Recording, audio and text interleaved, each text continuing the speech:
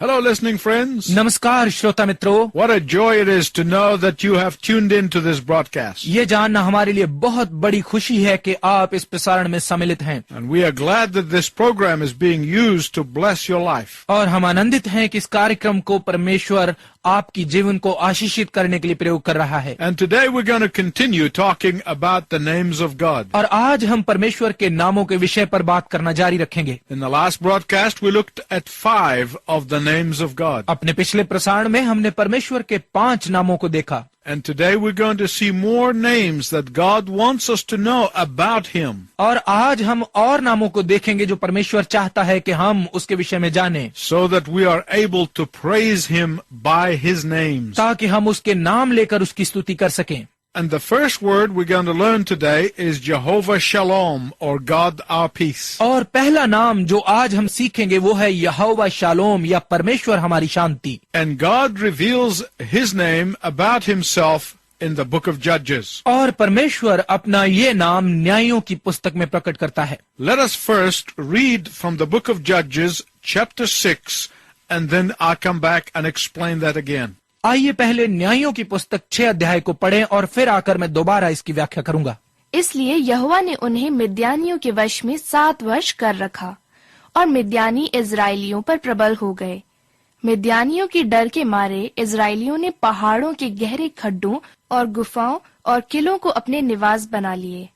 और जब जब इजरायली बीज बोते तब तब मिद्यानी और अमालेकी और पूर्वी लोग उनके विरुद्ध चढ़ाई करके अज्जा तक छावनी डाल डालकर भूमि की उपज नाश कर डालते थे। और इजराइलियों के लिए न तो कुछ भोजन वस्तु और न भेड़ बकरी और न गाय बैल और न गधा छोड़ते थे, क्योंकि वे अपने पशुओं और डेरों को लिए हुए चढ़ाई करते और टिड्डियों के दल के समान बहुत आते थे। और उनके ऊंट भी अनगिनत होते थे और वे देश को उजाड़ने के लिए उसमें आया करते थे। और मिद्यानियों के कारण इजरायली बड़ी दुर्दशा में पड़ गए। तब इजरायलियों ने यहोवा की दुहाई दी।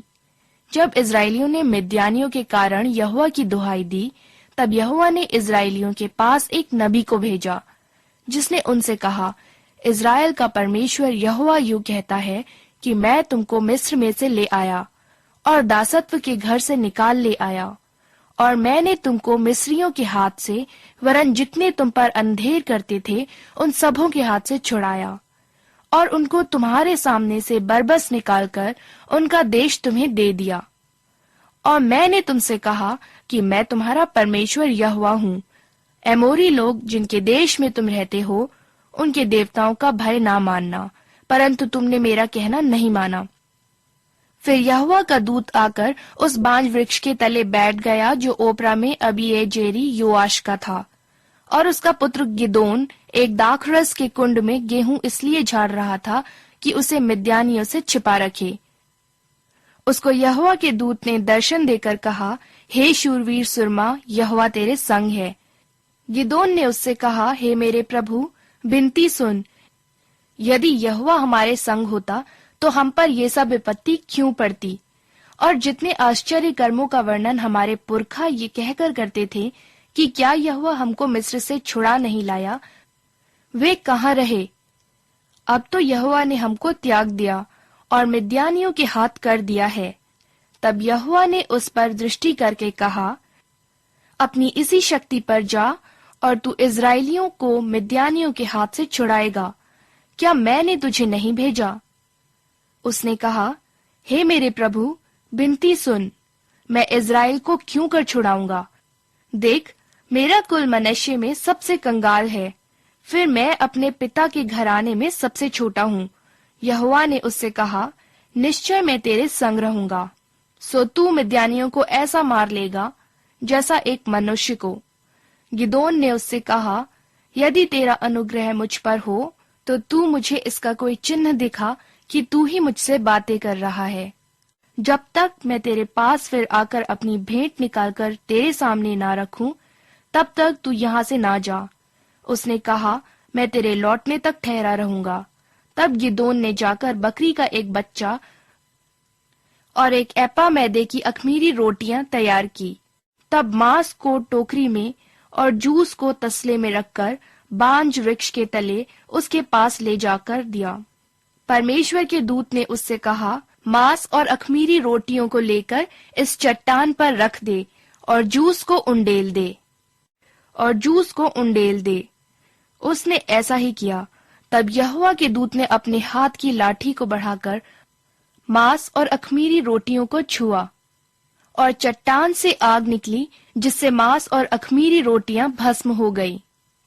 तब यहोवा का दूत उसकी दृष्टि से अंतर्ध्यान हो गया। जब गिदोन ने जान लिया कि वो यहोवा का दूत था, तब गिदोन कहने लगा, हाय प्रभु यहोवा, मैंने तो यहोवा के दूत को साक्षात देखा है। यहोवा ने उससे कहा, तुझे शांति मिले, मत डर, तू ना मरेगा। तब गिदोन ने वहां यहोवा की एक वेदी बनाकर उसका नाम यहोवा शालोम रखा। वो आज के दिन तक अबीएजेरियों के ओपरा में बनी है। फिर उसी रात को यहोवा ने गिदोन से कहा, अपने पिता का जवान बैल अर्थात दूसरा 7 वर्ष का बैल ले और बाल की जो वेदी तेरे पिता की है उसे गिरा दे, और जो अशेरा देवी उसके पास है उसे काट डाल, और उस दृढ़ स्थान की चोटी पर ठहराई हुई रीति से अपने परमेश्वर यहोवा की एक वेदी बना। तब उस दूसरे बैल को ले और उस अशेरा की लकड़ी जो तू काट डालेगा जलाकर होमबलि चढ़ा। तब गिदोन ने अपने संग 10 दासों को लेकर यहोवा के वचन के अनुसार किया, परंतु अपने पिता के घराने और नगर के लोगों के डर के मारे वो काम दिन को न कर सका, इसलिए रात में किया। बिहान को नगर के लोग सवेरे उठकर क्या देखते हैं कि बाल की वेदी गिरी पड़ी है और उसके पास की अशेरा कटी पड़ी है और दूसरा बैल बनाई हुई वेदी पर चढ़ाया हुआ है। तब वे आपस में कहने लगे, ये काम किसने किया? और पूछ पाछ और ढूंढ ढांढ करके वे कहने लगे कि ये योआश के पुत्र गिदोन का काम है। तब नगर के मनुष्यों ने योआश से कहा, अपने पुत्र को बाहर ले आ कि मार डाला जाए, क्योंकि उसने बाल की वेदी को गिरा दिया है और उसके पास की अशेरा को भी काट डाला है। योआश ने उन सबों से जो उसके सामने खड़े हुए थे कहा, क्या तुम बाल के लिए वाद विवाद करोगे? क्या तुम उसे बचाओगे? जो कोई उसके लिए वाद विवाद करे वो मार डाला जाएगा। बिहान तक ठहरे रहो, तब तक यदि वो परमेश्वर हो तो जिसने उसकी वेदी गिराई है उससे वो आप ही अपना वाद विवाद करे। इसलिए उस दिन गिदोन का नाम ये कहकर यरूब्बाल रखा गया कि इसने जो बाल की वेदी गिराई है तो इस पर बाल आप वाद विवाद कर ले। इसके बाद सब मिद्यानी और अमालेकी और पूर्वी इकट्ठे हुए और पार आकर यिज्रेल की तराई में डेरे डाले। तब यहोवा का आत्मा गिदोन में समाया और उसने नरसिंगा फूका। तब अबीएजेरी उसकी सुनने के लिए इकट्ठे हुए। फिर उसने कुल मनश्शे के पास अपने दूत भेजे और वे भी उसके समीप इकट्ठे हुए, और उसने आशेर, जबूलून और नप्ताली के पास भी दूत भेजे। तब वे भी उससे मिलने को चले आए। तब गिदोन ने परमेश्वर से कहा, यदि तू अपने वचन के अनुसार इज़राइल को मेरे द्वारा छुड़ाएगा तो सुन, मैं एक भेड़ी की ऊन खलिहान में रखूंगा, और यदि ओस केवल उस ऊन पर पड़े और उसे छोड़ सारी भूमि सूखी रह जाए, तो मैं जान लूंगा कि तू अपने वचन के अनुसार इज़राइल को मेरे द्वारा छुड़ाएगा। और ऐसा ही हुआ। इसलिए जब उसने बिहान को सवेरे उठकर उस ऊन को दबाकर उसमें से ओस निचोड़ी, तब एक कटोरा भर गया। फिर गिदोन ने परमेश्वर से कहा, यदि मैं एक बार फिर कहूँ तो तेरा क्रोध मुझ पर ना भड़के। मैं इस ऊन से एक बार और भी तेरी परीक्षा करूं, अर्थात केवल ऊन ही सूखी रहे और सारी भूमि पर ओस पड़े। उस रात को परमेश्वर ने ऐसा ही किया, अर्थात केवल ऊन ही सूखी रह गई और सारी भूमि पर ओस पड़ी।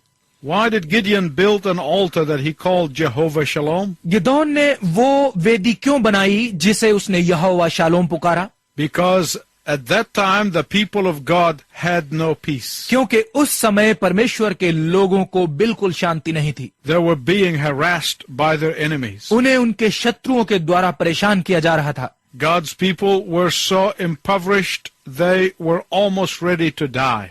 परमेश्वर के लोग इतने दुखी थे कि वो मरने के लिए तैयार थे।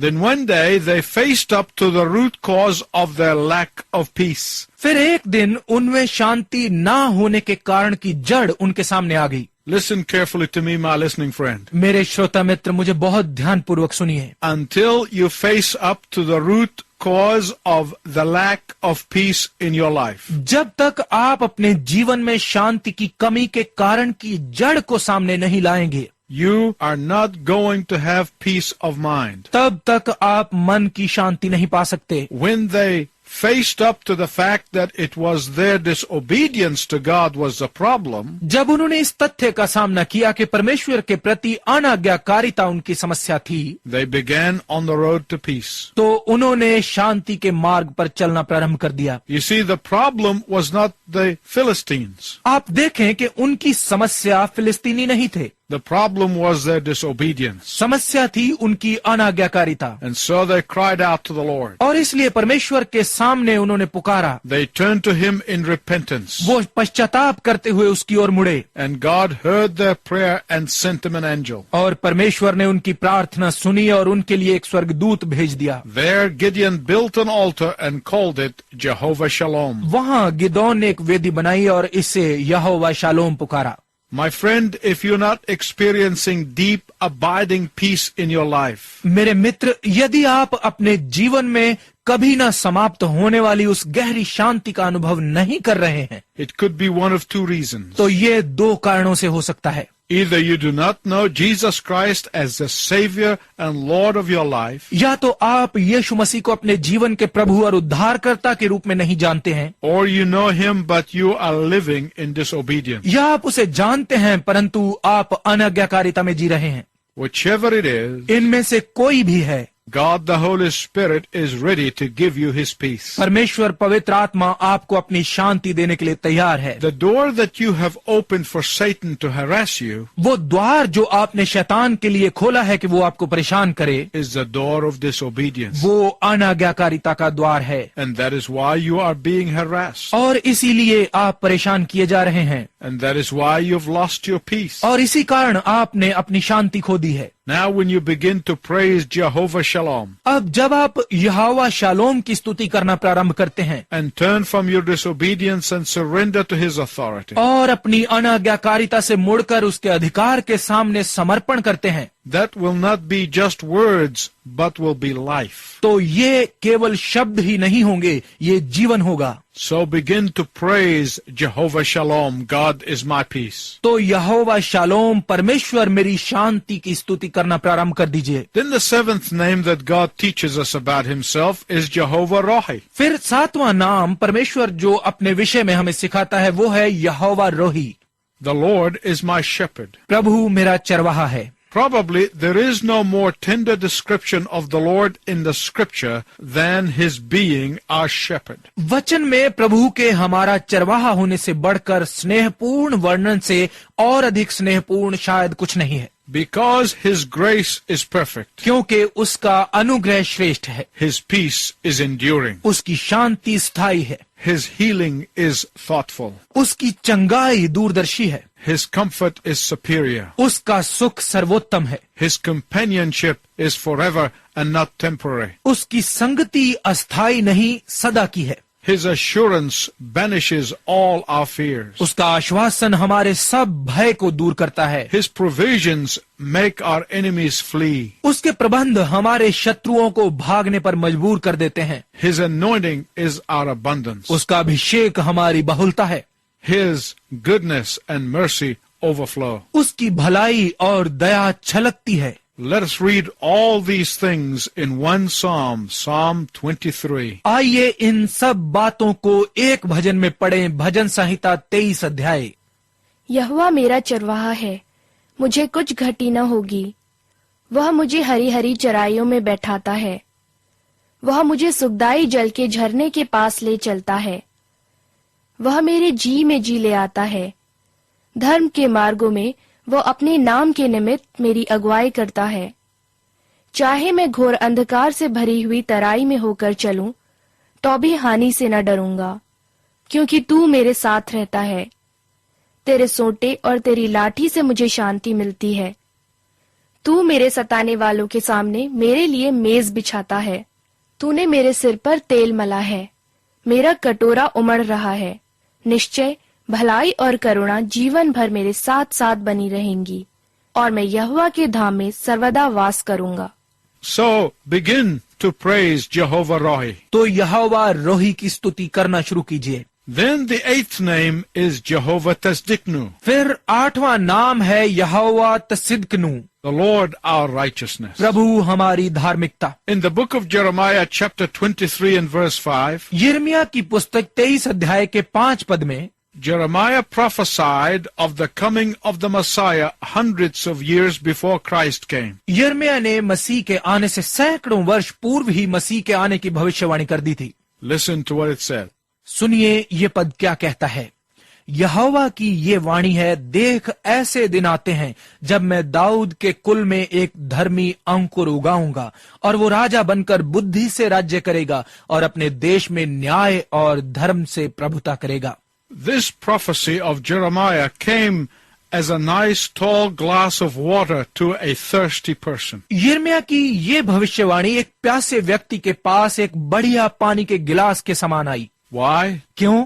Because during the time of Jeremiah, क्योंकि यिर्मयाह के समय में prophets were preaching lies about God. भविष्यवक्ता परमेश्वर के विषय में झूठा प्रचार कर रहे थे। They were preaching violence and corruptions were rampant. वो हिंसा सिखा रहे थे और भ्रष्टता अपने शिखर पर थी। Spiritual leaders were confused and scattered. आत्मिक अगुए उलझन में और बिखरे हुए थे। And God said, और परमेश्वर ने कहा, I'm going to send my righteousness. मैं अपनी धार्मिकता भेजूंगा। I'm going to send my son. मैं अपना पुत्र भेजने वाला हूँ। The word tasdiknu means literally straight or narrow. इस तसिदिकनु का अर्थ है बिल्कुल सीधा या सुनिश्चित। It also can mean upright. इसका अर्थ न्यायी भी लिया जा सकता No है। wonder the apostle Paul tells the Corinthians in 1 Corinthians 1:30, कोई आश्चर्य नहीं कि प्रेरित पौलुस पहला कुरिन्थियों 1 अध्याय के 30 पद में कुरिन्थियों से कहता है, Christ became our righteousness. मसीह हमारी धार्मिकता बन गया And through the indwelling of the Holy Spirit in our lives, और पवित्र आत्मा के हमारे जीवनों में निवास करने के द्वारा God gave us the power to say no to sin.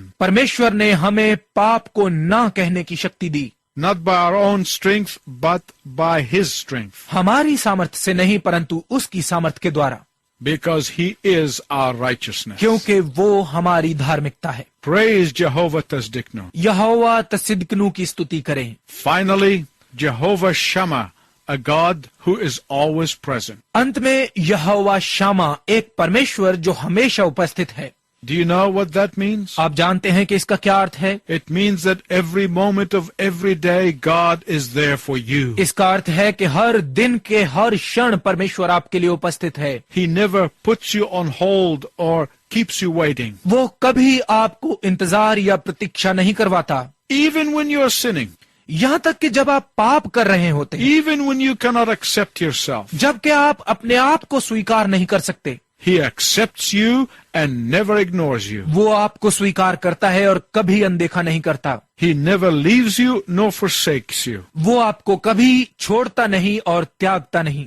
And that is why the Lord Jesus Christ told the disciples in Matthew 28, और इसीलिए मत्ती रचित सुसमाचार 28 अध्याय में प्रभु यीशु मसीह ने प्रेरितों से कहा, Lo, I am with you always. देखो मैं हमेशा तुम्हारे साथ हूँ। That means every second of every day. इसका अर्थ है कि हर दिन के हर second. And that is why we praise Jehovah Shammah. और इसीलिए हम यहोवा शामा की स्तुति करते हैं। Can you remember all the names that we have learned together? क्या आप इन सब नामों को जो हमने मिलकर सीखे याद रख सकते हैं?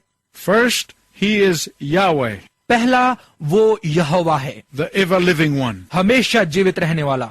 Then He is Yahweh, फिर वो यहोवा येरे है, God our provider. परमेश्वर हमारा प्रबंधक।